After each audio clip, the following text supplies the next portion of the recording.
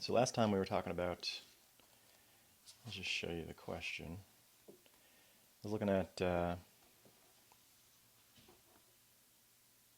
I guess you can probably read that.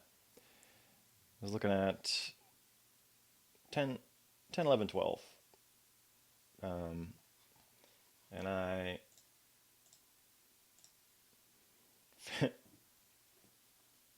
managed to forget, well, not that I forgot it, it just didn't occur to me that this would be the solution for 10,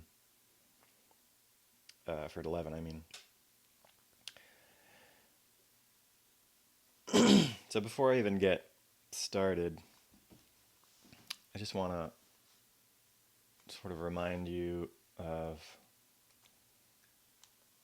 this 17th century result. All right, it's extremely common that people know the binomial theorem for positive integers.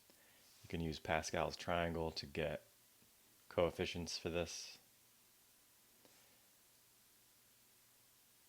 So for instance, if this is a 2, if n is 2, you can just look at the second row to get the coefficients in front of these variables, and then you just put them in a particular pattern. But so that part's known. You basically just do n choose k, and then you do, well, let's go, I guess, this direction. Powers of a, powers of b, as k goes from 0 to n.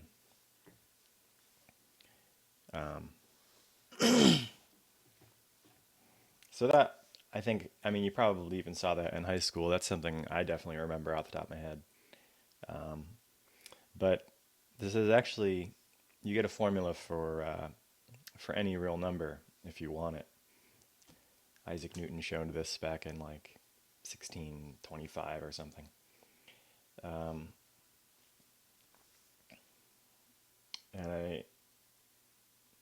I'm not super familiar with it.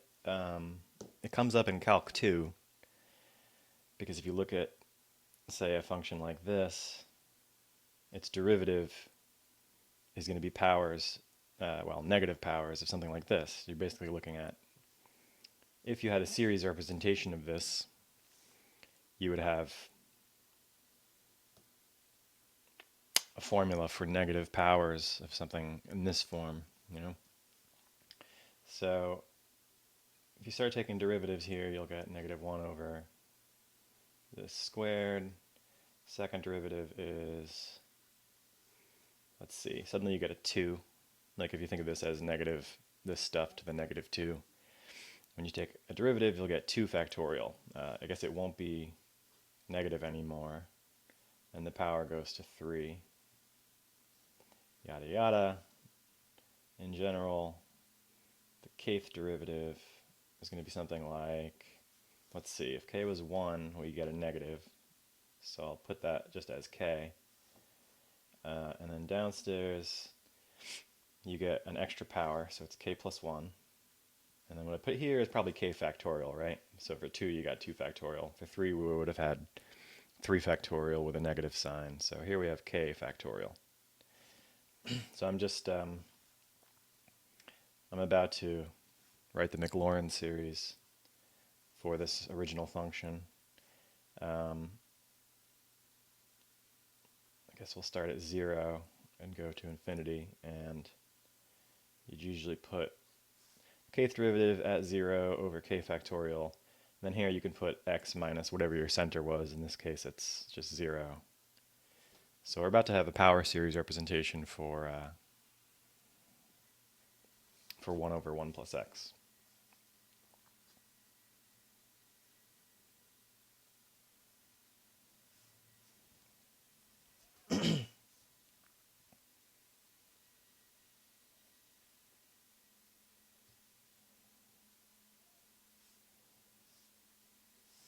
Anyway, we had this thing that was alternating.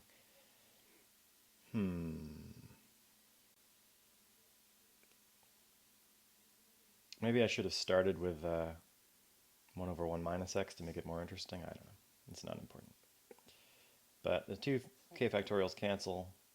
When we plug in 0, this x goes away, you just get 1 to some power, so that's gone, and then here we have our other x. So I'm getting something alternating. Negative 1 to the k, x to the k. So this series looks like, let's see, at 0 you get 1, so 1 minus x plus x squared, minus x cubed, etc.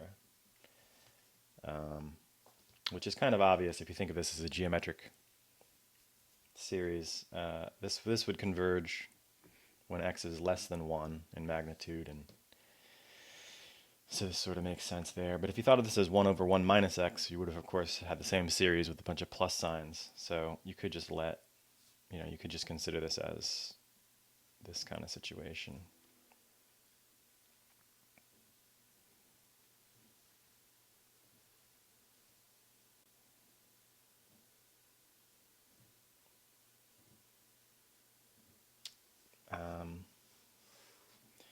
So if I instead had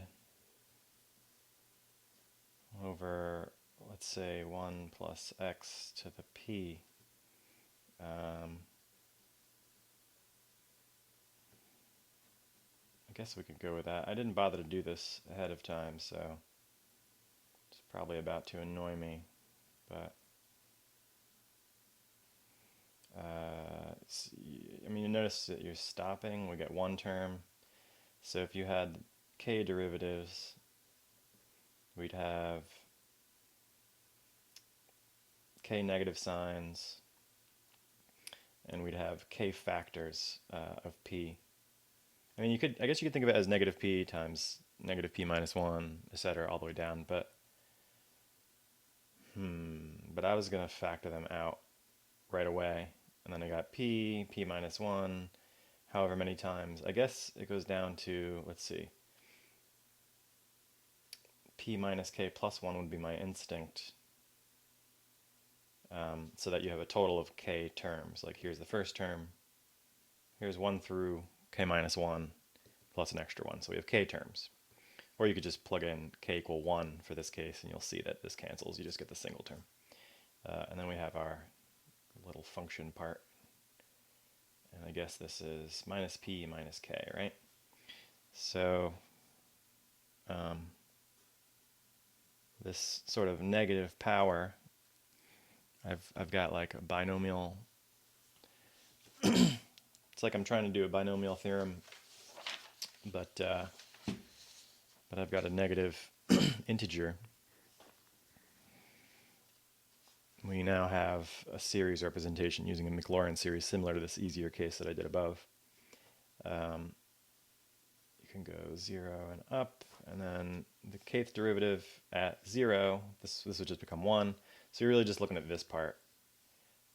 So it does still alternate, but we only get k factors of that stuff, and we still have k factorial downstairs. That didn't cancel this time. And we have x to the k over here. So here's our power series representation for this guy.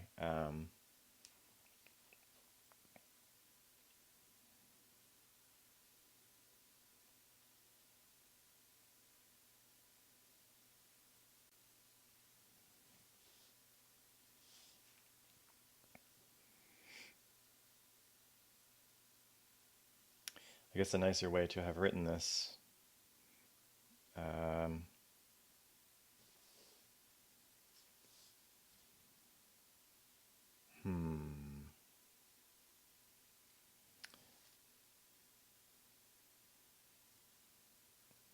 yeah, if you subtract one more, you'll land on just p minus k, correct? So this chunk right here, we could have written as I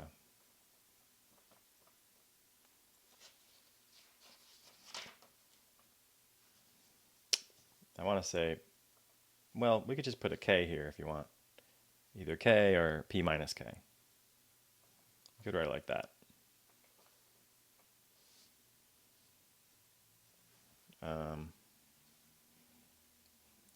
let's see.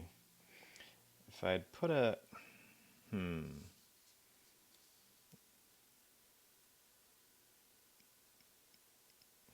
I was going to say something about putting like 1 minus x here instead, but that's not going to appreciably change much, right? It changes here, and then every time I take a derivative, well, maybe it does. Maybe it gets rid of that negative sign, right? That's what it should do, if you think about it. If we replace x with a negative x, you get a negative 1 to the k, so the negatives cancel out. So okay, that's a nicer formula. If you wanted to, you could look at 1 over 1 minus x to the p. But this was enough for me to sort of refresh my memory on these coefficients, right? So you're not surprised, maybe you're still getting the regular old binomial theorem coefficients.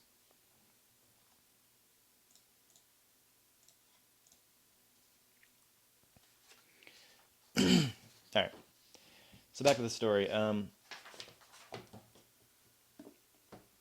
The question had been, the first one, I should probably get some better bookmarks here. 9 was a generalization of the previous, like, 4 examples that involve generating functions, and it's kind of important stuff. 10 said, out of P people, will you elect a committee of N?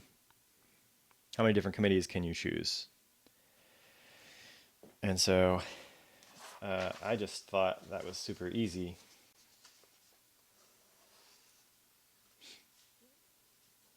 Out of P people, choose N. You know.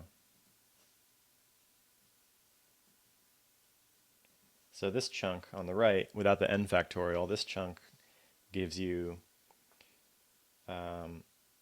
you're basically arranging the people. You're making a decision who the people are, but you're also arranging them. And then dividing by n factorial for those n people, that removes the ordering, that removes the arrangement part of it, and turns it into a combination instead of a permutation.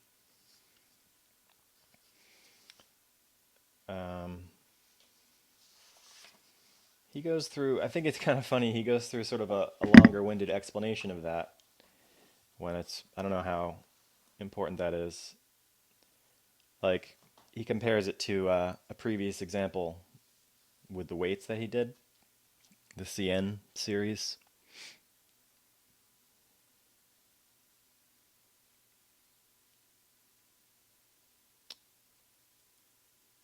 So it's like he's saying we have P different single weights, and we just want a total of N.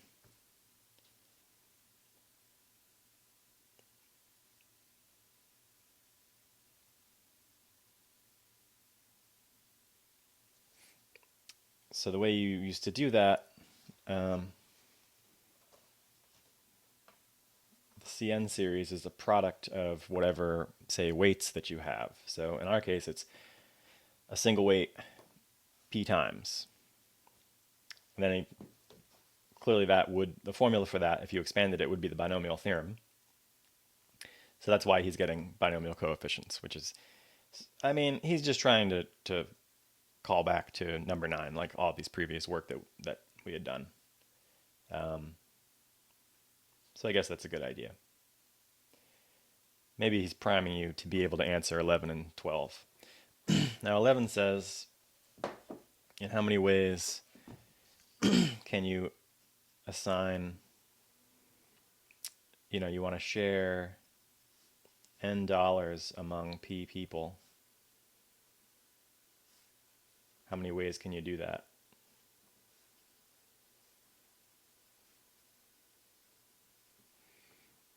And I had started to do this. I'll just show you my sheet before I throw it out. I had started to do it like this. I was like, well, one way we could just choose N people and they all get $1. Or we could choose N minus 1 people to get $1, and then I kind of trailed off, like I'm missing something here. But my idea was that, you choose slightly fewer to get $1, and then one person gets $2. And of course, I neglected to choose the person that gets $2 here. So if you really wanted to go that route, you could say, okay, out of the p minus n minus 1 people, choose one of them to be the one that gets $2. But you can see this is already like really complicated. So far, so good, right? Once you get here, this is becoming a bit of a nightmare to try and count it this way. Now I've got n minus 2 people that I guess get $1, okay? And now you have like $2 left, and apparently you're going to give that to two different people. But or are you? Are you going to give it to one person? So you've already got like multiple cases here, which should show you that this is the wrong way to think about the problem. So if obviously you could pick two people. You could use a combination out of the remaining n minus 2, or sorry, p minus n minus 2 people. Choose two of them, and they each get $1. I mean, I guess you don't want to do it that way, right? So really, we should choose. This person got an extra $1, and now you have an extra $2. I don't know. It's confusing me.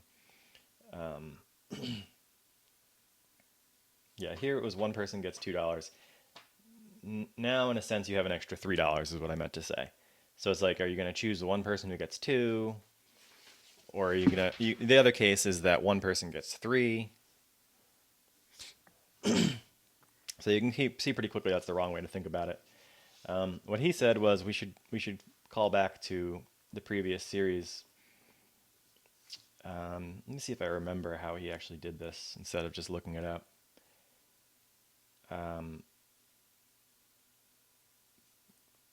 I think he says it's like making change. The analogy, for some reason, he makes is that if you had, you have quarters from p different years. I don't know why he didn't just use pennies.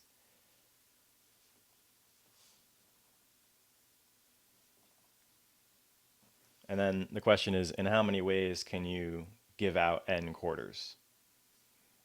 Right? And if you use a different year, that's a different assignment.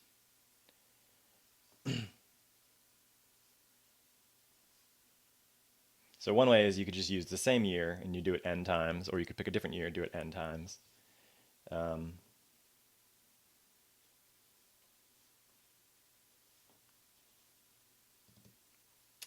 Let's just say, in how many ways can we give n quarters? So it's a bit like solving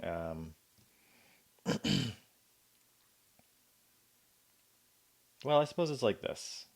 It's like this. It's a bit like solving with non-negative integers, yada yada. We go up through xp, and we want this to equal n. How many ways can you do that? Right? That makes perfect sense. That's analogous to what we said here. How many ways can you share n dollars among p people? You could give all n to the first, or all n to the second, etc. You could also share it out. You could give, well, it depends on what p and n are, but you could give one to basically everybody. You could give equal shares to everybody, roughly, right? But the way that we solved this, I mean, this was what he called the AN series.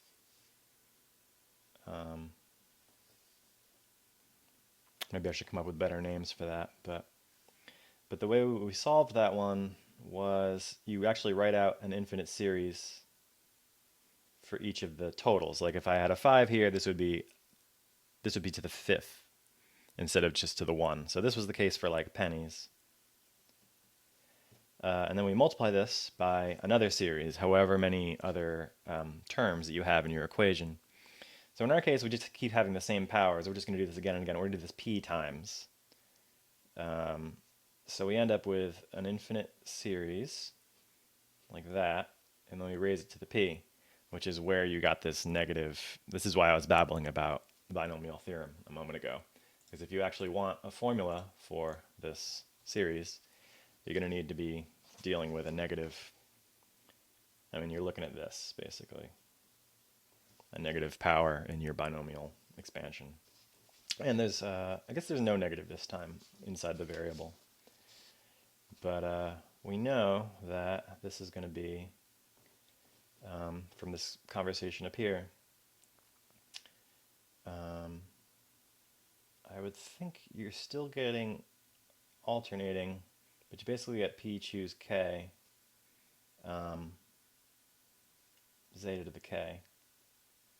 K goes from 0 to infinity.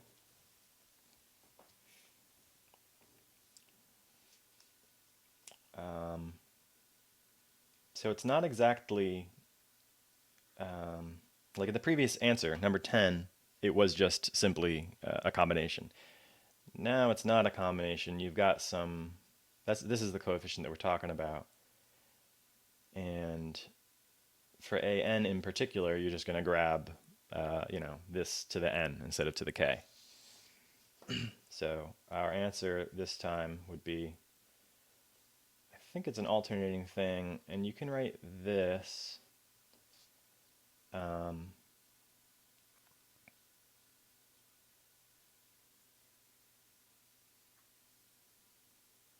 feel a little strange about this.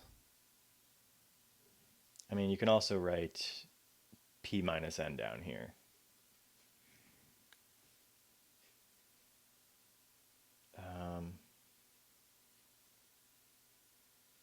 Because those are the same. Those are equal. Feeling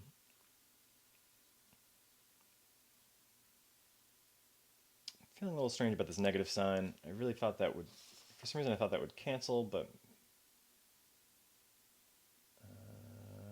well, let's see what he said.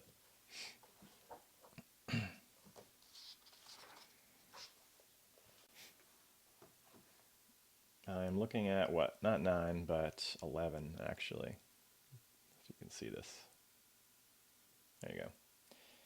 Problem is equivalent to the following. Someone minted quarters in p different years. How many ways can you pay out n quarters? So then according to 9, you end up with this as an answer. And then he's using these negative. Yeah, I managed to mess up the negative sign somehow. Like, he's got double negatives and they cancel.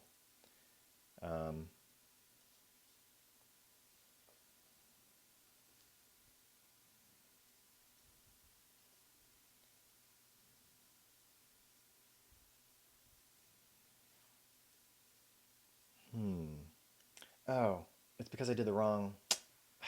Of course, he has double negatives that cancel. I didn't plug it in. Remember, I said it before, and then I didn't actually write it down. That's funny. I was mumbling to myself about how if I put a negative x there, of course, the double negatives, right? They would cancel, and you just get this part. Okay, so this is not there. Yeah. That's not there. I thought this was a plus for some reason when I quoted myself up here. With that negative sign, you'll get those negatives gone. But this still doesn't explain. So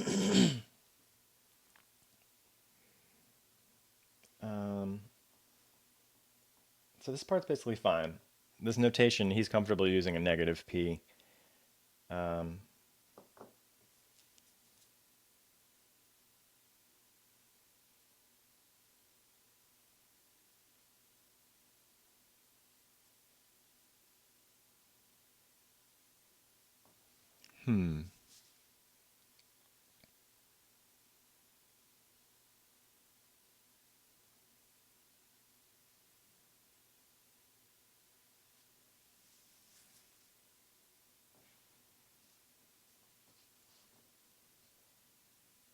Maybe I didn't. I was right about this.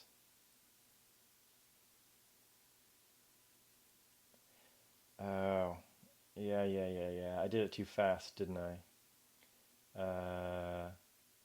Yeah, I definitely did it too fast. Yeah. You see what happened? I made a mistake up here in my... Up here, I was expecting to see this. That would be a normal positive power for your binomial theorem. But that's not what's happening here.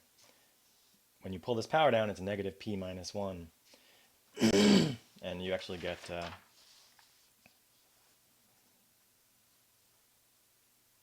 So here, let's try this again.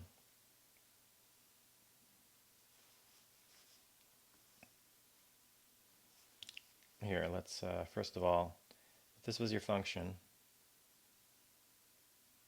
if this was your function, one derivative gives you a negative p coming down. Actually, doesn't it cancel because another negative is going to pop out here from the chain rule? So it's actually positive. And the second derivative,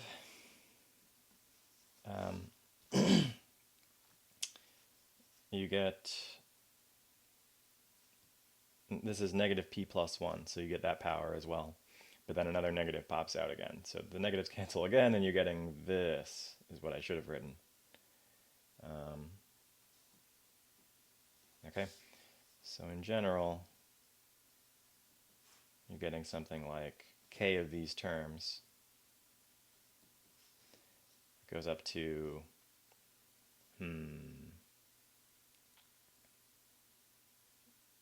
well, if it was this through that, you'd put k minus 1 so that it matches up with k. So I guess we're going to get that. And then you get this last term. And this is a k, p minus k, like that. So now this series is, well, when you plug in 0, you get 1. So you just get this junk over k factorial, x to the k. And you have this stuff on top, p plus 1, yada yada, up to p plus k minus 1. I guess I was hoping for a nicer way to write that, this coefficient.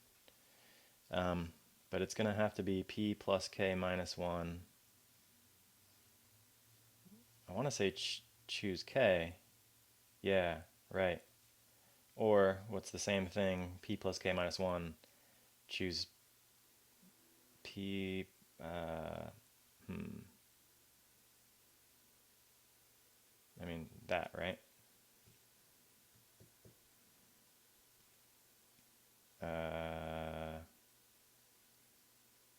Oops.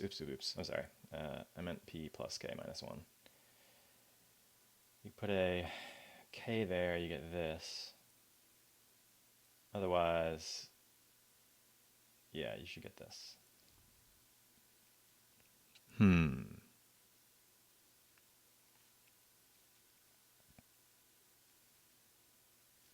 Yeah. This is right. Okay. Anyway, that is his answer after all this poking around. Notice how these powers are going up. It's a little strange looking. It's p plus 1, p plus 2. So it is a factorial if you go the other direction. If you start at p plus n minus 1, then it's going down one by one, and it stops at, well, it stops at p, but it stops, I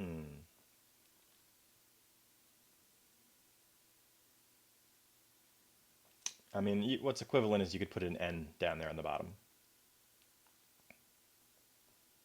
instead of a p minus 1 in that answer. So that's 11, and that makes sense. That's not bad. I think this clipboard is helping me very much. 12. So 12, he said, instead we're going to give out, everyone has to get at least $1. Share n dollars among p people. Everyone gets at least $1.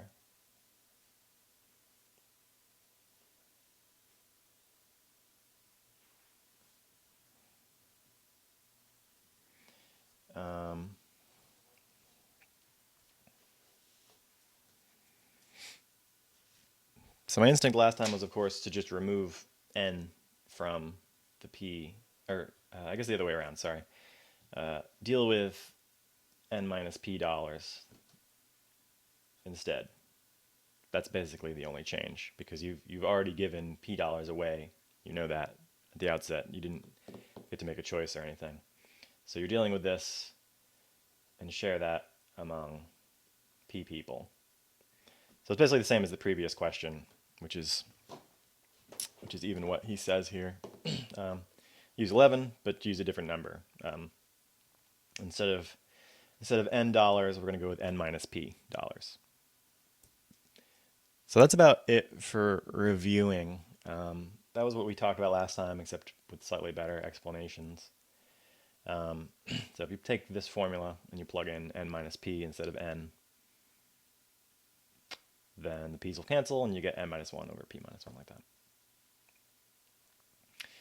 It also comes, if you look directly from this expansion, this to the p.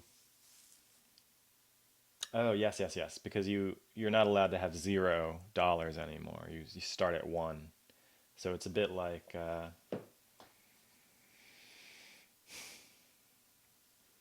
well, anyway, it's a bit like instead of looking at this series, we're looking at, you put an extra zeta there. You're looking at that series, which shifts this,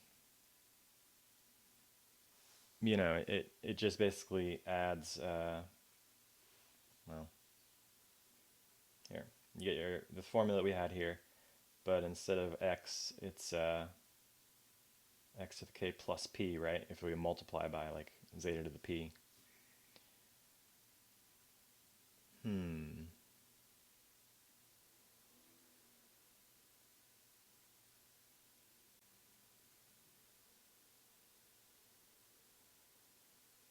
So what you could then do is sort of shift back. We had something similar happen the other day in the computation for B2, like basically problem number 4.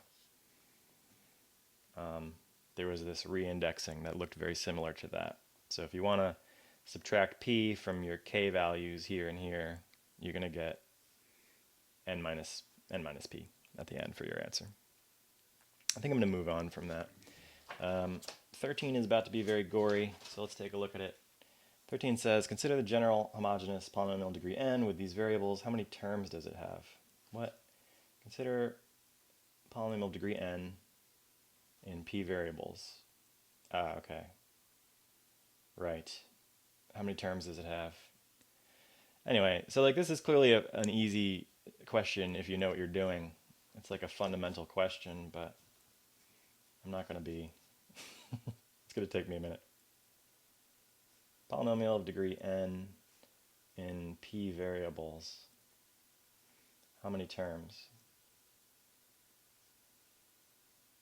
How am I doing this? If I had like, let's take an easy example. If n was like 2,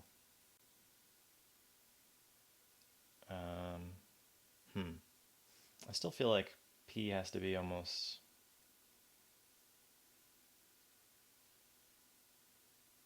No, p could be whatever. What if p was like 3? Then your polynomial in degree n, you could have stuff like this. You could have this. And then you could have individual powers as well.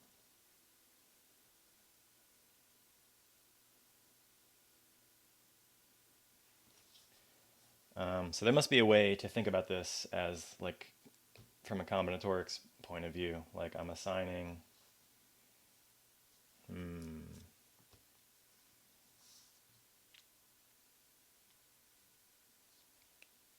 like I have $2 that I'm sharing among 3 people or something like that. Doesn't sound right.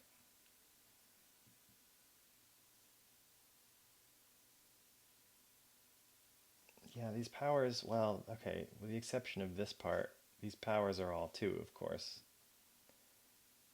So it's...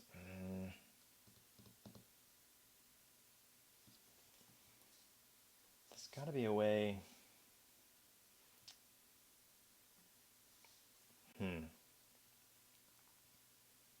We did just answer this, right? We're saying, other than this part, So this part is just 1 plus p. But then this part, we're saying, assign or like distribute, can't read this, distribute n dollars among p people.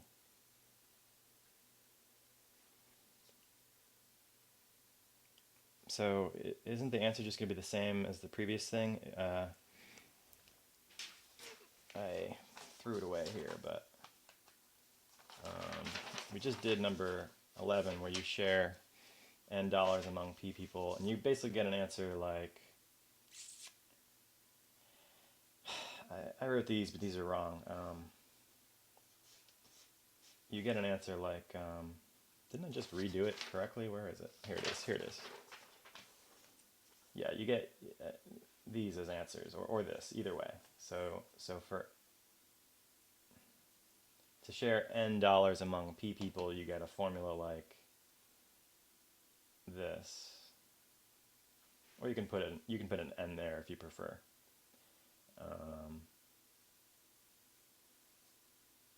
So that's the answer to something like number 11, which is the question: how many ways can you share n dollars among p people?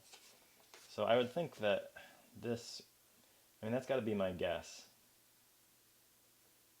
That's my instinct. So my final answer is 1 plus p plus the number of ways that you can distribute n dollars among p people. In this case, it was like $2, meaning degrees, among 3 variables. So you could give 2 to this, or this, or this, but then you can also like share $1 to each. Yeah, it's gotta be, right? It's gotta be. And then this is the smaller cases. This is not n dollars anymore, it's fewer. Oh no, I didn't do all of them. We're gonna have to do, it's actually gonna be a sum. Okay, so like this was the number of ways to do $1 among all p variables. You get basically just p choices. And then this, I don't know why this is here. This is just the extra term coming from that constant. So they're always going to be 1. So a smarter way to think about this is you've got a 1, and then you've got distribute the 1 degree. There's a term for that. And of course that's just going to be p because there's p variables. And then you've got distribute 2 degrees among p people. That's basically a formula like this, but you do it again and again. So you're going to have p plus 2 minus 1, like that. Yeah, sure. And then you do it again and again, all the way up to n. Because like this didn't include n minus 1 is what I'm saying. This was my n minus 1 case. This was my n case, because I had said n is 2. So you actually get a series. You get a series like p, plus k minus 1 over p minus 1 as k goes from, say, 1. Does that make sense? Anyway, basically from 1 on, 1 to n.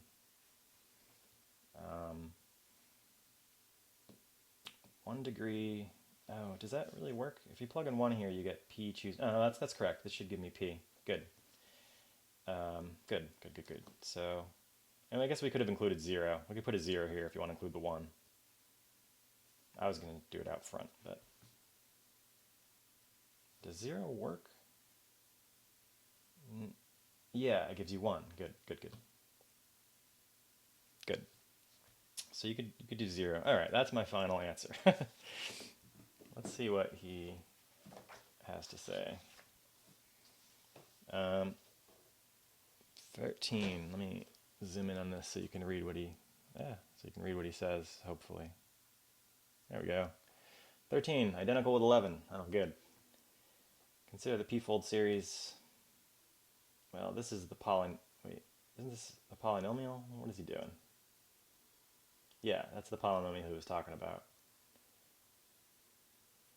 But why is he writing it like this?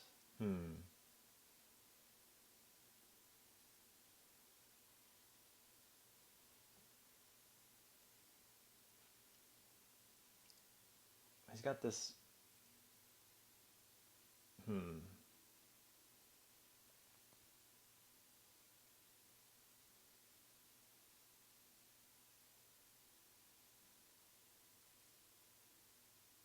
I don't really get this right-hand side.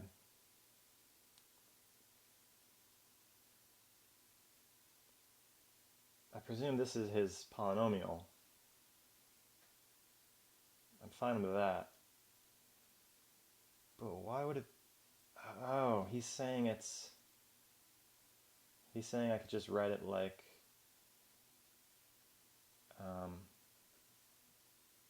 a bunch of... he's saying I've got an infinite series and you just do it in each variable. x2, x2 squared, etc. Yeah, sure, yeah, of course. And you stop at... Huh. Well, that's a little weird to say that, because this is not finite. But sure, if we truncate it at the nth degree, it'll be some subset of the terms that you get by expanding. I don't really have a problem with that. That's fine. Oh, he didn't stop either. Okay, so he's saying he's saying the series, not the polynomial. Okay, sure, I agree with that. So the series would be expanded like this if you wanted to. Sure, I agree. And then he says, consider, does he follow up with anything? He does, okay, good. Consider however many places in a row. On the left-hand side, there's certain places filled with x1.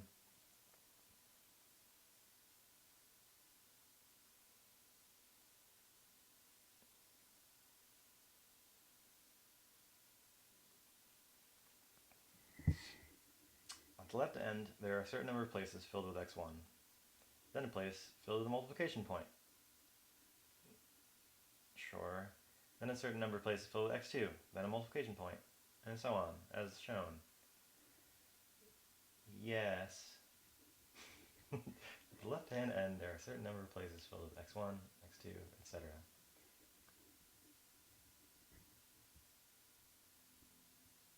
Yeah, okay. Well, okay, sure. Then what? Consider n plus p minus 1 places in a row.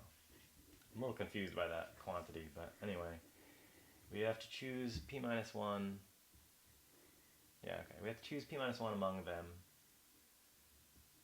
Places for the p minus 1 multiplication points, which can be done in this number of ways. Sure. Combination with the repetition of p different elements taken n at a time is the traditional term. Sure. In some cases that must be admitted. In some of the cases that must be admitted, the multiplication points are placed in an unorthodox way. Man, that was a weird answer. Oh my god. That's a painful answer.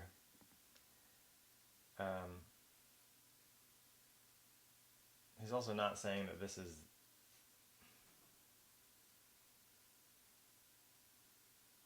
I guess he is saying that this is the answer, but I thought it would be a series of them. I didn't get that. I'm like, I wrote that initially, but then I was like, oh, I'm forgetting all the lower order terms. So I don't see how he got them.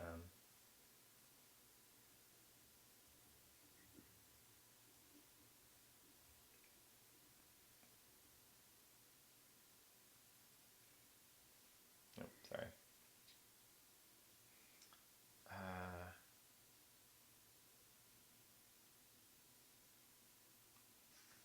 Yeah, his answer is not terrible.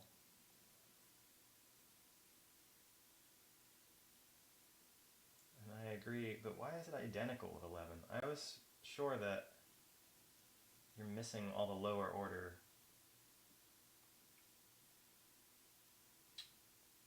You know, maybe we just have a different...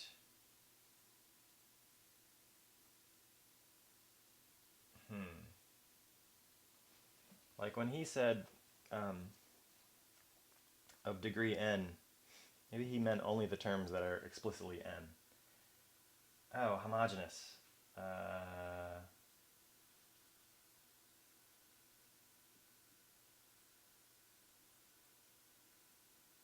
Yeah, I might be ignoring that term. I might have been ignoring the word homogeneous.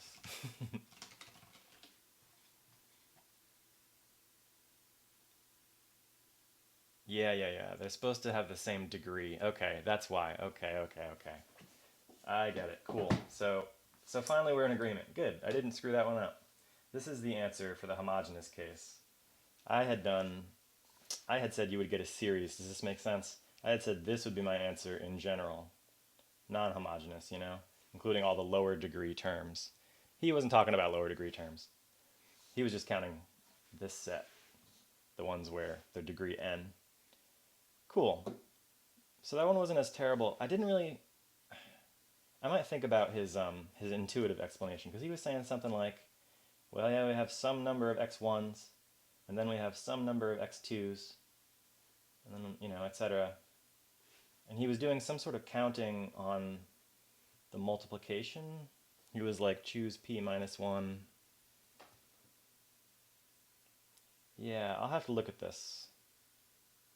This was number 13. So I'm gonna have a look at his intuitive explanation, but because I didn't follow that in detail, but I didn't do it that way, so it's not the end of the world. I'm gonna move on to 14. Maybe we'll just do this. I'm gonna take a look at 14, see how bad it is, and I think, oh, I lost my bookmark, but that's okay. 14. Any weight that is a positive integral multiple of a given unit can be weighed with these weights. These are powers of 2 on one pan of scales. So this pan thing he was talking about was from an earlier question. Actually, let's go ahead and recap that real quick. Someone owns a set of weights, 1, 1, 2, 5, etc., right? They double up in the 10s, they double up in the 1s. How many different ways can you weigh 78 grams using these weights? So that's what he means by pans. He has like a pan on one side, and then in number 6, he starts to say we have 2 pans. It's like a scale, and there's a pan on the left and a pan on the right, and they balance each other out. And he basically wants the difference to be 78 grams. So you could put 80 on the left and 2 on the right, yada yada. So I'm not going to go over that again, but he had a generating function, and he explained like a formula for how to get that. So that's where the pan analogy is coming from down here. So any weight that is an integral multiple of a given unit, I don't really follow what he's saying there, can be weighed with these weights on one pan of the scales. And this can be done in exactly one way. That is, any positive integer admits a unique representation in the binary system. Ah, okay. So he wants us to prove that. Any weight that is a multiple of a given unit. I guess he means these units.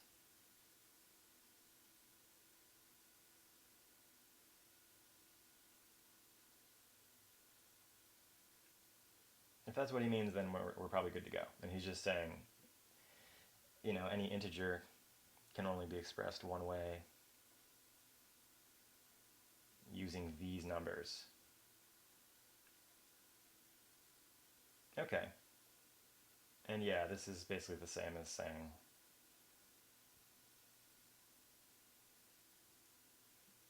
any integer has a unique representation in binary.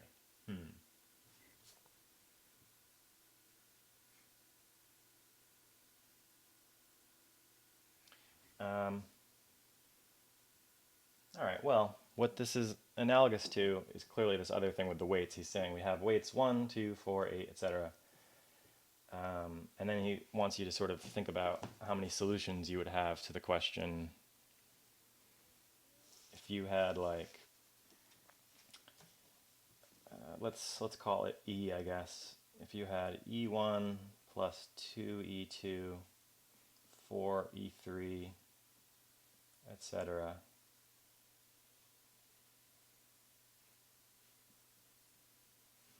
And you want this to equal any natural number, how many solutions are there if you allow the EIs to be either 0 or 1? And obviously the answer is supposed to be 1. How many solutions if the E's can be 0 or 1?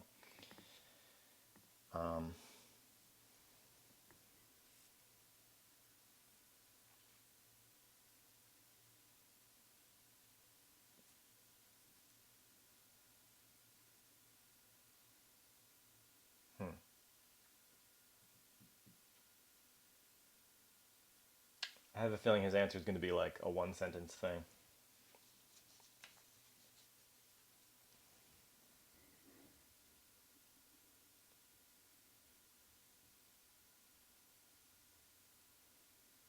Well, before, like when we did this problem with the weights in number 6 or whatever it was, 5 and 6, we basically looked at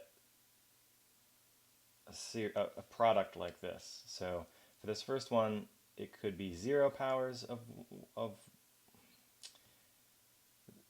0 powers of the variable or 1 power of the variable. And then here you have 0 powers or 1, but it's a 2 because that's a weight 2. So now when you multiply these,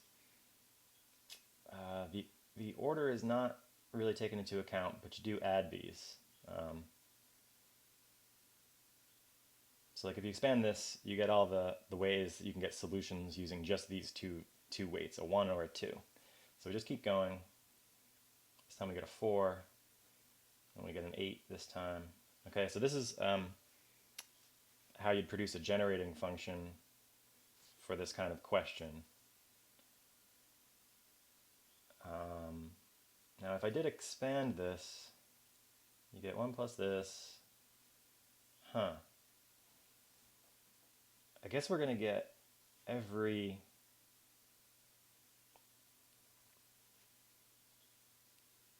like when you do zeta times squared, times 1, you get zeta squared. So like that right there is just the product of the first two.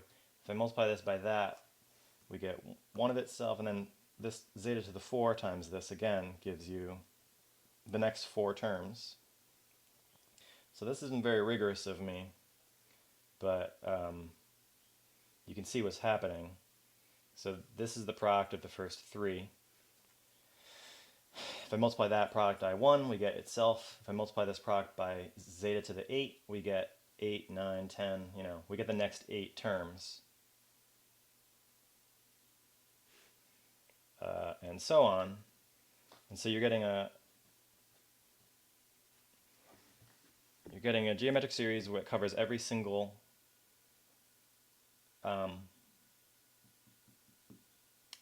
well, that's the proof actually. You're getting this geometric series, but the point is the coefficients are all 1.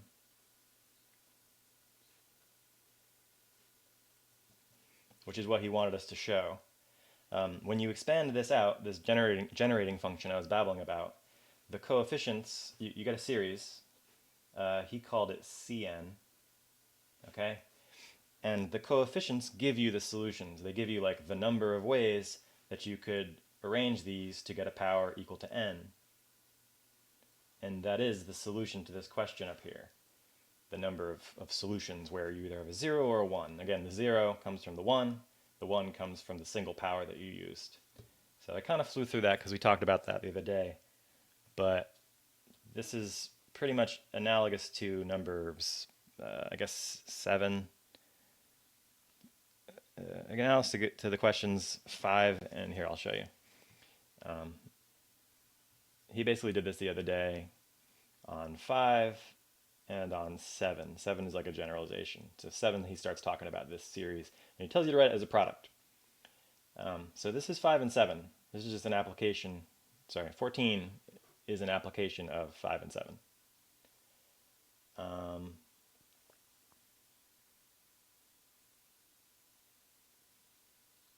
I guess, I mean, that's it for 14, basically. Then the last sentence he says, any positive integer admits a unique representation in binary. I don't know if he really wants us to bother explaining that.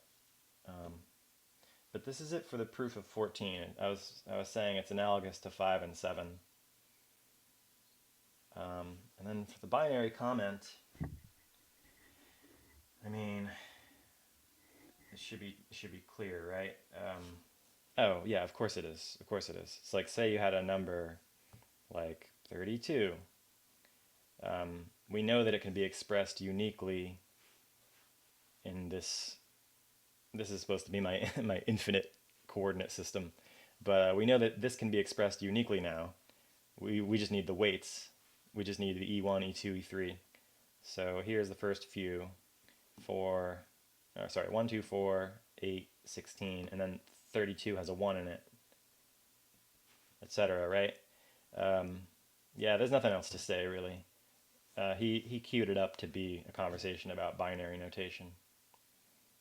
This is just an example. All right, that's 14. That was not nearly as gory as I thought it was going to be. Maybe we'll do 15 as well, and then I'll have to call it a day.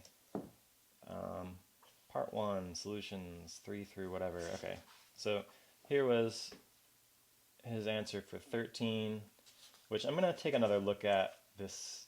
He did some clever counting on the terms that I didn't quite follow. I didn't do it that way. I mean, I'm sure we were saying the same thing. Yeah, he said it's identical 11, which is what I used, and we got the same answer. But I just didn't understand his explanation there. But right now I was looking at 14. Yep, that's what we did. That's what we did. So he's basically just reminding us the first weighing problem. Yep. Anyway, you would get this. Oh, this is just a clever way to write. Yeah, okay, he's showing us that they cancel. But yeah, obviously, okay, that's a much better way than I did it, isn't it? I was saying, like, oh, this isn't super rigorous, but this is definitely rigorous. So, like, this would give you 2 terms, this would give you 4 terms, this would give you the next 8 terms. Yeah, of course. So that is a much nicer way to write what I was saying. But yeah, you get the series, you get this series, and notice that those coefficients, he doesn't say anything else because he doesn't have to. Notice that those coefficients are 1, which is the reason that this is, each time you have a unique, there's only one solution. So you have a unique representation. And then he says, take a look at 16 and 17. So I guess 16 and 17 are going to be, I won't spoil it for us, but I will look at the questions. 16, 17. I'll take a stab at 15 right now, but 16, 17, he says, find a formula for the ANs if you were to expand this. So we've got an extra q here. Clearly the q is going to be in your formula. Oh, it's binary powers again. Which means, well, no, you're going to get, the q's are going to double up every time there's an interaction. So, right, you get q squared on, oh, but only on, okay, so you're going to get like 1 and q, then you get a single q and a q squared. And then over here, you get a single q on 4, oh, that's annoying, but double q's on 5 and 6, and a triple q on the 7, zeta to the 7. There must be a quicker way to see that.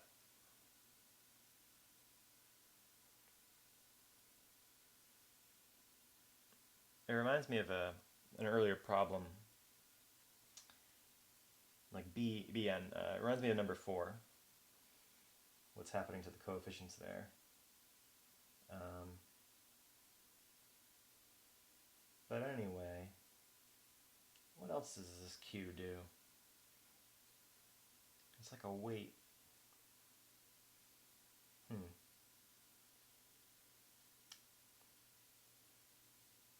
think about it later. We haven't done that yet. All of his tricks so far have been, there's no q in the way. Q is 1 in every single case. So sometimes the powers change, or maybe it's an infinite series instead of stopping at 2 terms, or maybe it even includes a negative power of zeta. But he hasn't thrown an extra parameter in there like that until now. Anyway, consider this expansion. What is the sign of the nth term? Oof. Actually, that looks like a special case of this somehow, right? Yeah, if I knew the answer to 16, I'm pretty sure I can just apply it.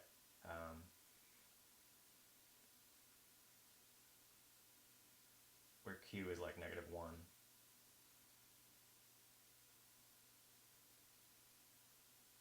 Yeah, those are weird. I'm going to think about those next time. Let's see if I can handle 15, and then we'll call it a day. A set of weights. This time they're, powers of 3. Okay, can be used to weigh any positive. This is the same question, isn't it? Just base 3. Okay, this is the same question. This is going to be silly. This is exactly the same question. Why does he phrase it like this? Can be used to weigh positive integral multiple of a given unit. He just means literally a unit, like 1. Any weight that is integral, he could have said. Any weight that is a natural number. I don't know why he's using this whole sentence to express the word natural number. But anyway, let me see if I can handle 15. It's the same thing we just did. It's the same thing. You're going to have yada yada. These are powers of 3 this time. Show that there's one solution to this no matter what n is, when you take either 0 or 1 as the values possible for the e's. And the way that you usually do that is look at a generating function. This is 1, this is for 3, this is for 9, etc. But I'm going to try to be as clever as him this time.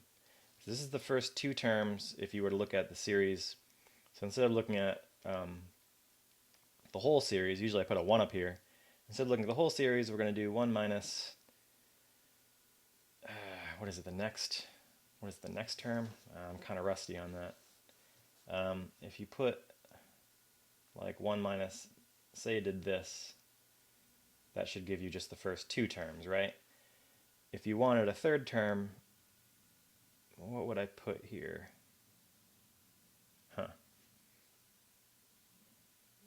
It should always just be this. It should always just be like that to give you n terms. Am I right about that? If you took,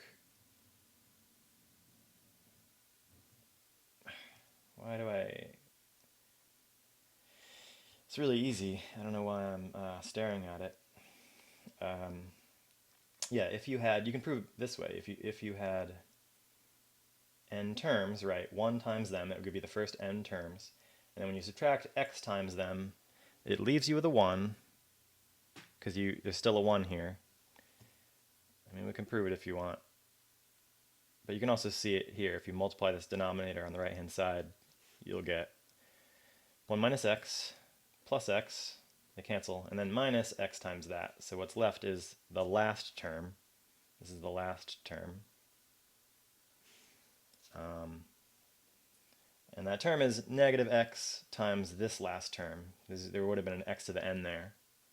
So that's why it's an x to the n minus 1. Okay, so back to this stupid story. If you scale this by, it's zeta cubed is what we're doing. Here you're going to get zeta to the 27. That's how I get 2 terms here. Previous to this one would be like 1 minus zeta cubed over 1 minus zeta. This one's 1 minus zeta cubed on the bottom.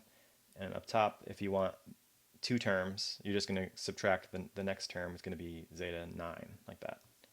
Yada, yada, yada. Anyway, this was an easy one because he just showed me how to do it. What's going to happen is these all cancel to give you, of course, what you expected. But because it's this series, every coefficient has just 1 in front of it. And so the number of, well, when you expand this, it's giving you all the ways that you can combine these exponents, all the ways that you can add these terms with either 0 of them or 1 of them. And if you stop on one of them, oh, sorry, I didn't mean this. I meant literally the geometric series, not with base 3, but everything. Anyway, if you stop on a particular one, like say you stop on 4, that coefficient is 1, and it represents that there's only one way to do that. It's this times that. So 15 was a silly one. I wonder what he has to say. It was a little too easy. Let's see if he had a comment. I love his little brain-bending comments that... Back. Here we go. Oh, next page. 15. Yeah, why is he following... Whoa. Why is he doing that? Did I misread something? Sorry, I'll show you what he's doing so you can see why I'm flipping out. 15 is what I was doing, but you notice he threw in a negative power there and a negative 3. He's including the negative powers, which means he included like differences. He's not just summing the terms anymore. He's allowing us to subtract a 3 or subtract a 9 one time. And I don't know why he's doing that. I clearly misread it. But the good news is this is it's not a real complicated change. If you look at it, he took 2 terms now. Oh no, he didn't. He's still taking, I was going to say 3 terms, but he's still taking 2 terms. So he factored this out, and shouldn't you have 3 terms? This one, oh, no. Well, this one is okay. It does have 2 terms in it. 1, 2, 3 terms in it. But this one, when you factor zeta to the negative 3 out, it should have 3 terms.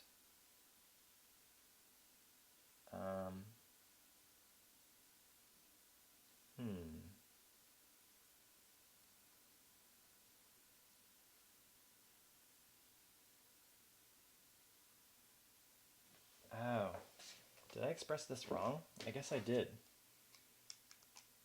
I guess that I did, because I'm somehow missing... Yeah, I was wrong about this.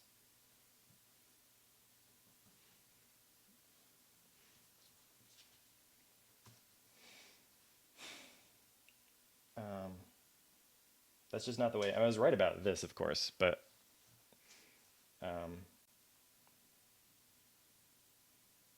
yeah, that's not true what I said. Huh. Means this is probably wrong too. This is probably 1 and zeta squared. Well, there's an easy way to check. If you multiply this by 1 minus zeta, you get itself minus zeta times this. Yeah. There's 3 terms here. Oops. Huh. 3 terms, not 2, man. Alright, sorry. Whoops. That's what I get for going so fast. For some reason I thought this was giving me powers, but it's giving me multiples of 3, not powers of 3. So these 3 terms are like zeta cubed and zeta 6. That's what's sitting here. For some reason I thought it was just the first 2. If I wanted the first 2, well, okay, yeah, I just need to be aware that it's multiples. If I wanted the first 2, I could put a 6 there, I would bet, right? This will give you just the 2. Is that true? Yeah, when you multiply this over here, the last term you're subtracting is zeta cubed times zeta cubed, which is not zeta to the 9, Dave. Oops. Yeah, multiplication, power, whatever, they're all the same, right? So yeah, what is he talking about? What was the question? I misunderstood his what he says is, oh, both pans, I didn't see that. Stupid pans and scales. It's literally that, if both pans of the scales are used. All right, I'll try it again. We'll start from scratch. I was going to leave, but this is not, I mean, I'm going to get this right. Let's finish this first. We pretty much just did it, but that's okay. We'll do it again. So this time, E1, 3, E2, 9, E3, etc. equals n, but this time your EIs are allowed to be -1 as well. And so how that changes, instead of starting at 1, you're going to start at zeta to the -1.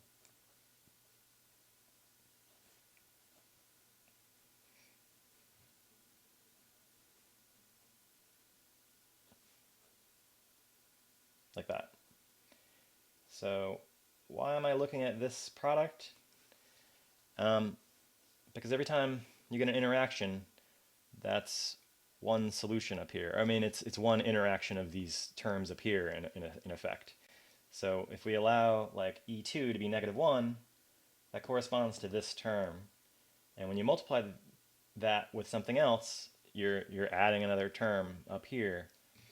And if we only use exponents that are coming from these weights, then it's pretty much directly analogous to your question. And when you do expand all this out, you get a series which he calls dn, zeta to the n, right? But it just gives you a better way to think about this question. It gives you an approach. Now instead you're trying to find what dn is, and that'll give you the number of solutions to this equation. Here n goes from 0 to infinity.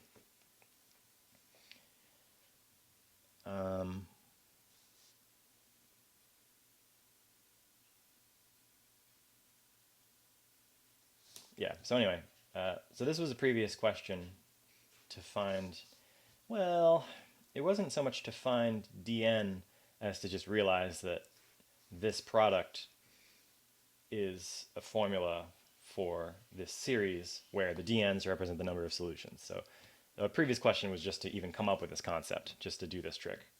Now what do you do with it? Well, he clearly wants me to express this like we would be done if this just equals that. We would be done if this equals, because then the coefficients are all just 1 for every single sum. Like every zeta to the n, the coefficient is 1. That means there's only one way to make this happen. This can be done in exactly one way. Okay, so that is what he's driving at. All right, maybe if I don't screw it up this time, you can factor zeta 1 out, and you'll get this. And then here you can factor zeta to the -3 out, you'll get this. You can factor, etc., right? You'll get 3 terms here.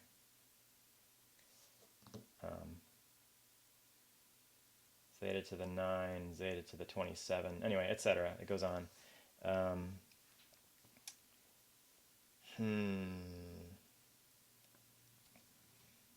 don't want to combine those because that'll be a mess, but let's see if I don't screw this up this time. This one actually is just zeta, whereas this one is zeta cubed. If I want 3 terms, we stop at zeta to the 3, right?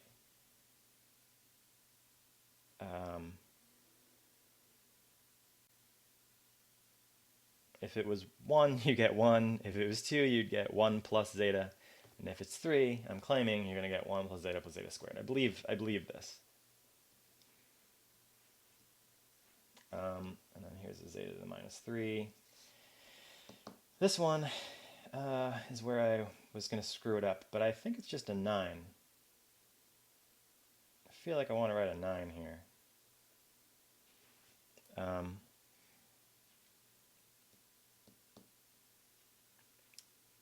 We'd get 1 plus zeta cubed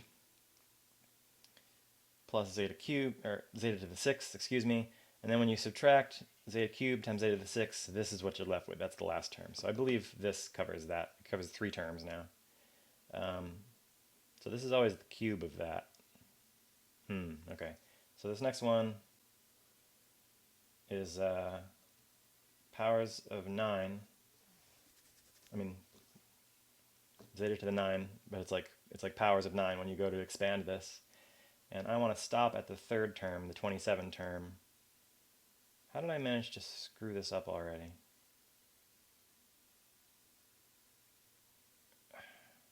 I don't want to put 27 there. That doesn't seem right. That can't be right. Ah, boy.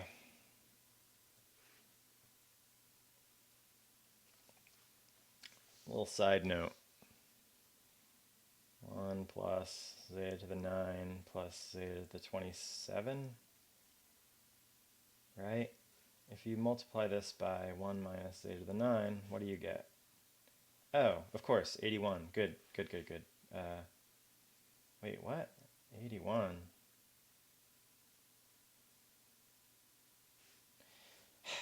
You get these 3, sure. And then you're subtracting 9 times each of these. What is happening to my brain? Alright, zeta to the 9's gone. 9 times 9? Does that mean I'm wrong here? Yeah, this formula is way wrong. I don't know what I'm... 9 times 9 is... Oh, it's 18. God damn it, I did it again. It's multiples of 9, not powers of 9. Dave. Multiply. I forgot how to multiply. I'm multiplying exponents, or I'm multiplying bases, which means I'm adding the exponents, man. Get it together. Alright, so we get this. We got that one, and then zeta to the 9 times zeta to the 9 is zeta to the 18. Thank you very much. And then 27 plus 9 is something else. Still managed to screw this up, though.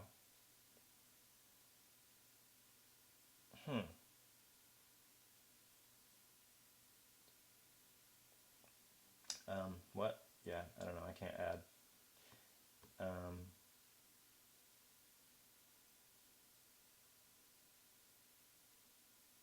So yeah, sad face because it didn't work out.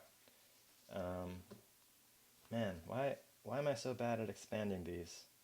If you had 1 plus zeta cubed plus zeta to the 6, I feel good about this one. That's about the only one I feel good about now. 12, etc.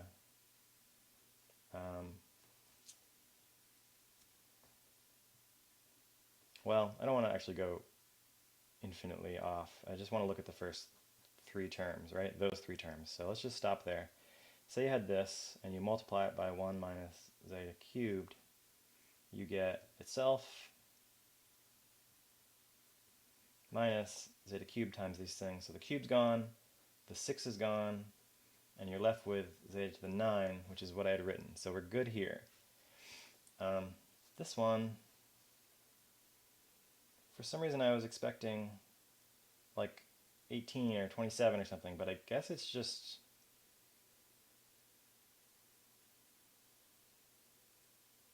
Oh wait, did I... Yeah, no, this was right. This one's correct. So I was expecting to put a 27 here, but how can that be right? Well, let's see. 1 minus zeta to the 9. If I multiply that by this... Oh, is it because I did this wrong? I see. Yep, you're an idiot. Awesome. Good. I keep doing power. I did it again, see? I keep forgetting how to multiply. How to multiply bases, right? So okay, the base was zeta to the 9. Here's one of them. And here's the next one, Dave. Okay, good. Now it's going to work. So 9 times that would be 27. Huh, that's so weird. That can't be right. Let's do it out. Oh my god. My brain is fried, apparently. 1 times this, minus zeta to the 9 times these things. So the 9 is gone, the 18 is gone, and what's left is, of course, zeta to the 27, which is what I really didn't want to write it here, but alright, it's 27. It just felt so weird. Oh, because this is not 27, it's 18. That's why I felt so weird about it. Yeah. 9 times 9 is 18 in Bizarro World. Well, I'm getting better at multiplying things with the same base. You were right, this is like high school. Cool, so it's finally working, so we're there. Now what? We can keep going if you want to torture yourself, but I didn't write any more of the factors out. But why would you do this? Because they cancel. This cancels with that, this cancels with that. It keeps going, and you eventually get... But what am I going to do with these negative powers? That's a weird mystery, isn't it? I like the canceling. I like that these all cancel. That's good. And it does that forever. And it becomes irrelevant. You know, you for a fixed n, you can just truncate, and you see they've all canceled. But then I have this negative power in front. I don't know what to do with that. I guess I could expand this. No, that doesn't help me. We get what I wanted, but then we also get these extra powers. I don't know what to do with them. You know, etc. And then, of course, the series that I wanted. This part proves what he was telling us to prove, but what are these doing here? I guess if you know, it's still sort of true that if you stop, this will just shift it back. It's not going to change the coefficients. Because the coefficients are all 1. So you have this, like, shifting that's happening from these factors. But other than that, you know, it's still the same old... I'm going to leave it the way it is here. And as more, but then you have your series, which is the point that these coefficients are all 1. And so we're done. But what does he address the... He says, where are we? 15. Yeah, we're right here. So back to the real story. Back to the guy who knows what he's talking about. We got that. We got the factoring. We got the canceling. He just puts an n there. Okay, so he's gonna end up ignoring it, I guess. No, he did something fishy, right? He did this a finite number of times, first of all. So that's fine. You're left with a term on top. And then he went ahead and distributed the zeta to the negative n. But I guess the point would be that still the coefficients are all 1 for any particular n. I don't know why he's bringing this up.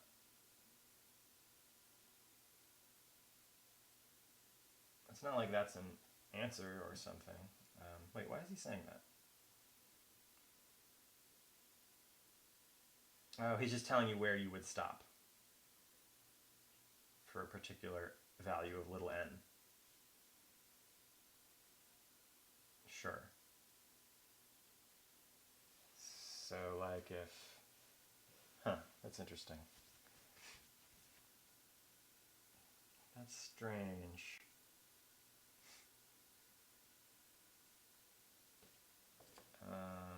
So like if n was 2, little n was 2, you get 27 minus 1, you get 13.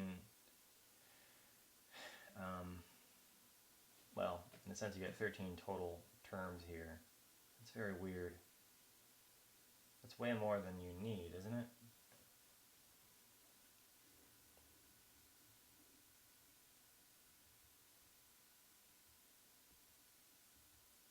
Anyway, this is the kind of stuff that I get hung up on. He, like, he'll make a little, this isn't even a comment, he just says, hey, n equals this. And I'm like, why are you saying that? What are you talking about? And I think I'm right that that's just, he's telling you how many terms you would have to consider for small n if you're trying to solve for a given small n. This is the number of terms you would need where there's some interaction that actually affects getting to that sum of n.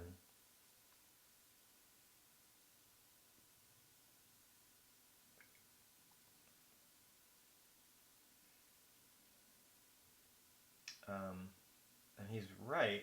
I just checked it for like if n was 1, well, say n was 0, you get one solution. I mean, you should always get one solution, but if little n was 0, say, you get n equals 1.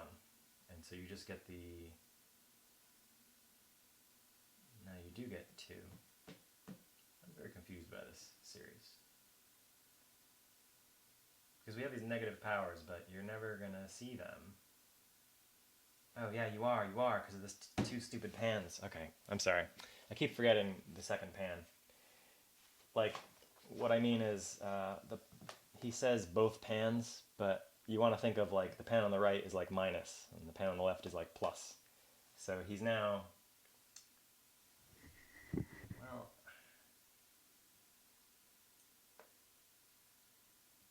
I mean, in a sense, you don't even have to deal with positive integral multiples. You can just do integral multiples now, because if you think of the right pan as being negatives.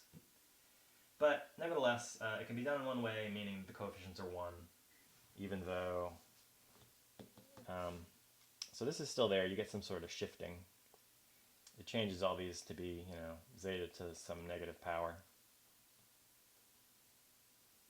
So his last comment was that n is